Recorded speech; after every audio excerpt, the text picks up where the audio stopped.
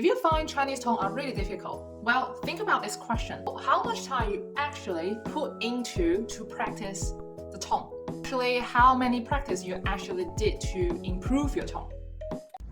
Hello everyone, my name is Jenny. My mission is to help Chinese learners to learn Chinese in a fun and interesting way.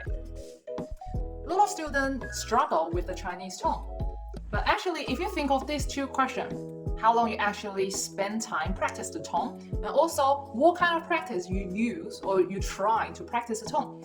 If both answer is like not much time or I didn't really do much practice about the tone, you are not alone. So I wouldn't say this is your fault because in Chinese learning Chinese during the whole journey, there's not actually a lot of practice for helping you to master the tone. So I will blame the teacher. However, the reason why Chinese teacher doesn't focus that much is because when they're trying to teach you all the Chinese pronunciation, it's basically based on the material that they learned when they were young. However, because we grew up in China, so tone for me is something that we naturally just get it when we grow up. However, because I understand that in English, this actually doesn't exist, those tone changing in pronunciation. So it's really hard for you. It's something really, really new for you. And all of a sudden, the teacher only teach you for 10 minutes and then that's it, you get it yourself, you're trying to learn yourself.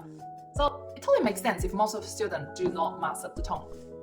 So that's why I'm making this video, because there is a very effective way of learning the tone, which is tone pair practice.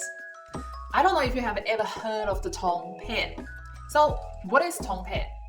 So it will look like this. So now you know Chinese tone has 5 tone, right? The 4 main tone and then the other one, I call it 5th tone, or you call it gentle tone, that's what I would call it.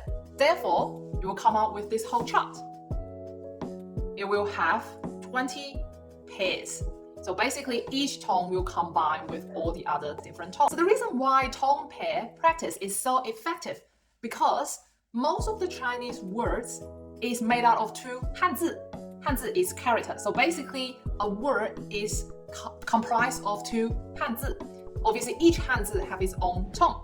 For example, let's say English word run in Chinese is 跑步. So that's 2 Hanzi.